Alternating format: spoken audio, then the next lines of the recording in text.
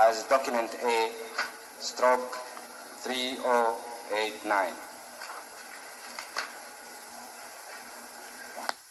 Representative of Liberia.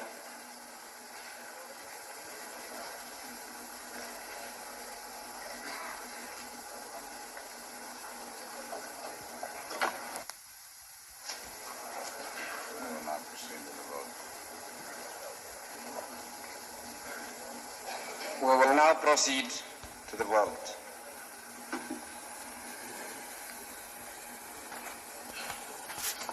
The fourth committee has recommended the adoption of the draft resolution, which is to be found on page 11 to 14 of document A stroke 3088.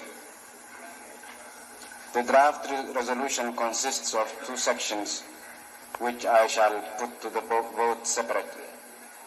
Section A is entitled The Future of Togoland under British Administration. Will those in favor of this section please signify?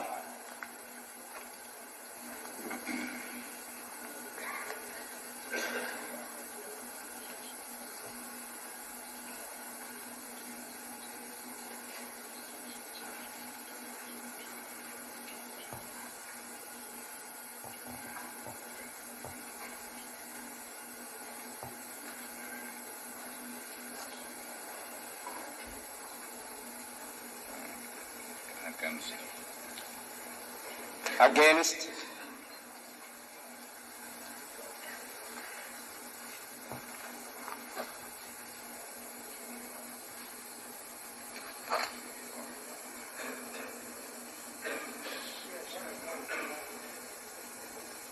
Abstentions?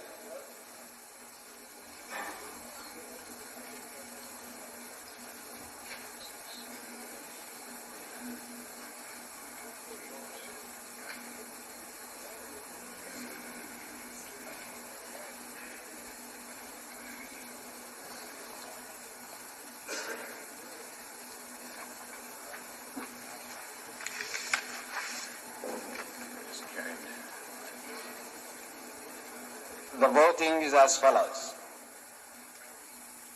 14 in favor, 42 in favor, 7 against, and 11 abstention. Therefore, resolution entitled The Future of Togoland under British Administration to the vote. Will those in favor please signify?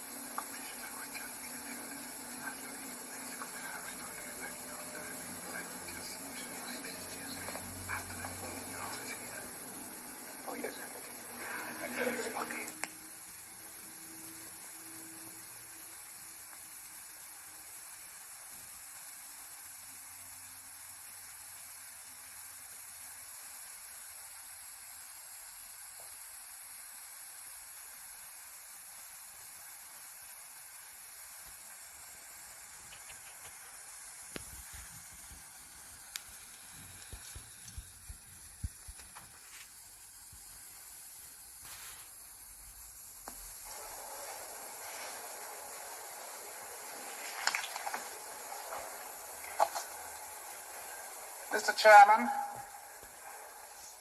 amidst the worldwide interest which this morning's historic ceremony will evoke, the decision which the General Assembly have just taken will inevitably tend to be thrust into the background. And yet, sir, this too marks a great, a unique, and a historic occasion. Today, we have taken the decisive step in the first termination of a trusteeship according to the Charter of the United Nations by an administering power. I have felt, therefore, that it was my duty to mark the occasion by addressing a few words to the General Assembly. The United Kingdom delegation have voted for the resolution, although it is not, as my colleagues are aware, in all respects in accordance with the United Nations. It is because the resolution which has just been passed succeeded as far as is humanly possible in achieving that result that the United Kingdom government could give it full and unqualified support. Sir, we shall carry out the tasks which the resolution entrusts to us in the greatest good faith, and it will be an honor for us, and I might add too, for the government of the Gold Coast to work in the closest accord and cooperation with the representative of the General Assembly, our colleague, Dr. Espinosa y Prieto, whom we are so delighted to welcome to this appointment. I should like, Mr. President,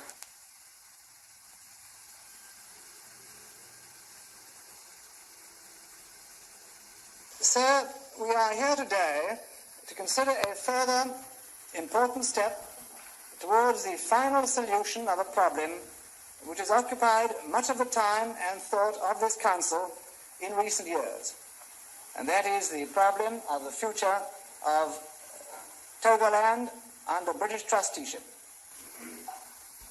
It is almost exactly a year ago that I addressed the Fourth Committee on the same subject. And this year, as on that occasion, I have the good fortune to be accompanied by my distinguished friend, Mr. Bedimer, the Minister of Finance of the Gold Coast Government, who has joined the United Kingdom delegation for the Togoland discussions. You will, I feel sure, share my pleasure that he is here with us again.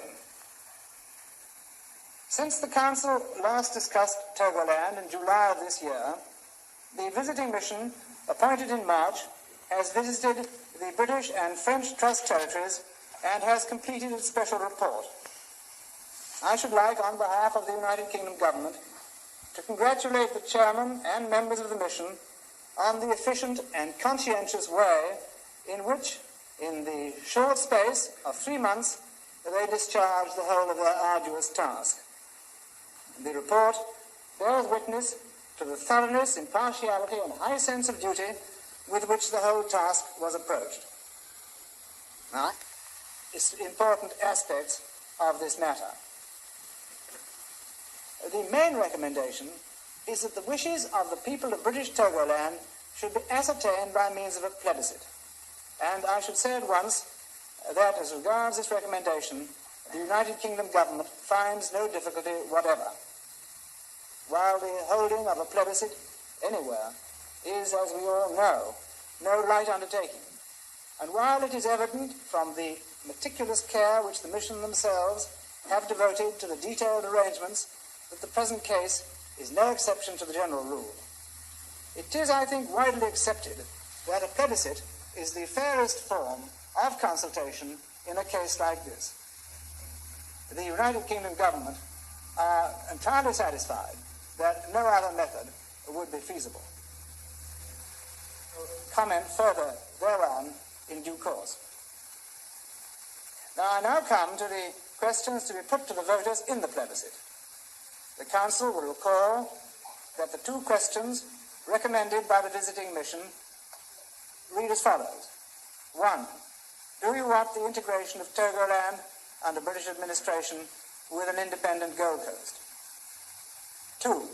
Do you want the separation of Togoland under British administration from the Gold Coast and its continuance under trusteeship pending the ultimate determination of its political future? Now, I do not think, Mr. President, that it will come altogether as a surprise either to the Trusteeship Council or to the members of the visiting mission when I say that this is a recommendation which has caused most difficulty to the United Kingdom government. I need not restate at length the practical difficulties which impelled us to say in our memorandum last year and to repeat in our interventions in the Council and in the Fourth Committee that we should seek to lay down our own trusteeship when the Gold Coast became independent. Those difficulties were fully stated at the time, and they have not altered. After the date of Gold Coast independence, it will be impossible, if trusteeship continues, for British Togoland to be administered as an integral part of the Gold Coast exactly as at present. The existing arrangement is only possible because the United Kingdom government at present has the ultimate responsibility for the Gold Coast itself.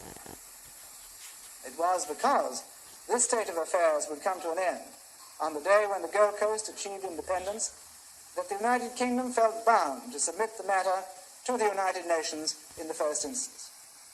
It follows that some new arrangements would have to be made. It also follows, I fear, that these new arrangements would involve a dislocation, and possibly a serious dislocation, in the life of the inhabitants of any part of British Togoland which might elect against integration with the Gold Coast. It is impossible.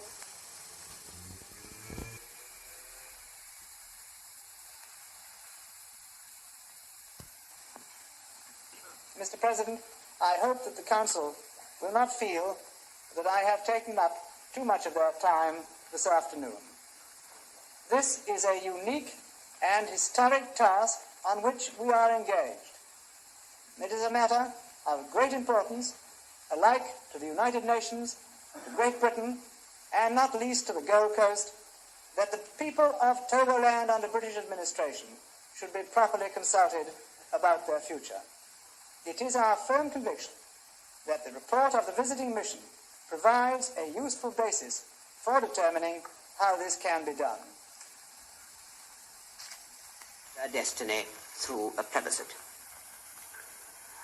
At the same time, we feel that the question which should be put before the people at the present stage should be only one that is related to an immediate practical proposition. And that, in our opinion, is union with the Gold Coast. If union with the Gold Coast is rejected by the people, a new situation will arise, which will have to be considered afresh, in our opinion. For the present, we think it is unnecessary to anticipate it or to provide for it. That would be tantamount to prejudging the results. We regard the independent and isolated existence of British Togoland as extremely precarious, both politically and economically. Indeed, the visiting mission itself seems to recognize the validity of this argument. As we've said earlier, continued trusteeship administration, either for the entire territory or for a part of it, seems unnecessary and undesirable. For one thing, it may not be practicable, as pointed out by the UK representative, and for another thing, as we've said previously, it is not clear why there should be continued tutelage for a part when it has been claimed that the objectives of the trusteeship system have been substantially attained and will be fully attained in the territory as a whole by association with the Gold Coast. No doubt, members of this Council will appreciate the many difficulties in continuing the territory's present form of trusteeship administration as an integral part of the Gold Coast after the Gold Coast becomes independent. International supervision would then amount to limitation of the sovereignty of the Gold Coast and would therefore clearly not be acceptable. We do not therefore see any immediate practical advantage in posing the second question before the people, namely continued trusteeship pending some kind of future unification of the two Togolands. Whatever the past history of the two territories may be, they have each been for over 30 years under different trusteeship administrations. It is today as they were 2 years ago. One thing which clearly emerges from a study of this matter is that the unification move arose out of the desire of the away people to be under one administration and later assumed a larger political aspect. However, basically the problem is still an away problem. In our opinion, political union based on tribal and ethnic considerations is not the most desirable or wise course, and perhaps even contrary to the basic objectives of the trusteeship system. Any concession to a demand of this kind for unification may well raise similar problems concerning other tribes which, like the Aways, are distributed between the Gold Coast, the British, and French Togolands. I may mention in this connection the following.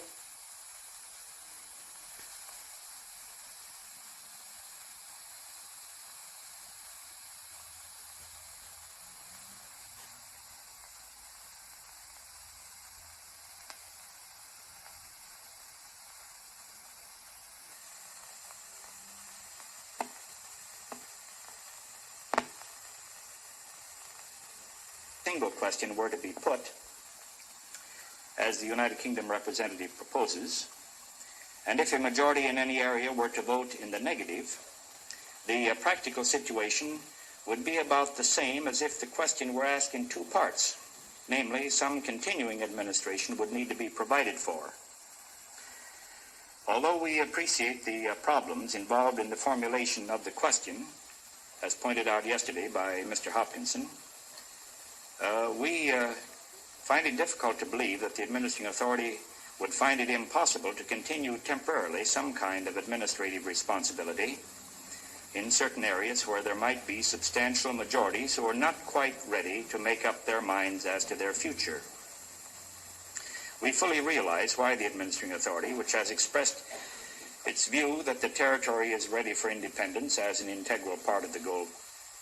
However, when the differences are quite pronounced as between geographic areas, a special situation arises which we feel at least merits some consideration. We would hope, however, that there would be no ultimate fragmentation, which we believe the visiting mission itself sought to avoid. We attach importance to the advantages which accrue from establishing and maintaining an entity which is both politically and economically viable, and we believe that the inhabitants themselves must share this opinion. After examining the advantages and disadvantages of the recommendations of the visiting mission, we are inclined to the view that their proposal of counting the plebiscite votes by districts not only is somewhat more sensitive to the feelings and attitudes of the people, but we also believe that the plan would be feasible and practicable, provided all the directly interested authorities could agree to cooperate together in carrying out the proposal. In saying this, we will be prepared to consider adjustments or alternative arrangements which may be brought forward in the discussions here or in the General Assembly. Our minds are not absolutely fixed to any one course of procedure. But we believe, as I said earlier, that the proposals of the visiting mission in this respect furnish a practicable and feasible means for ascertaining the wishes of the people.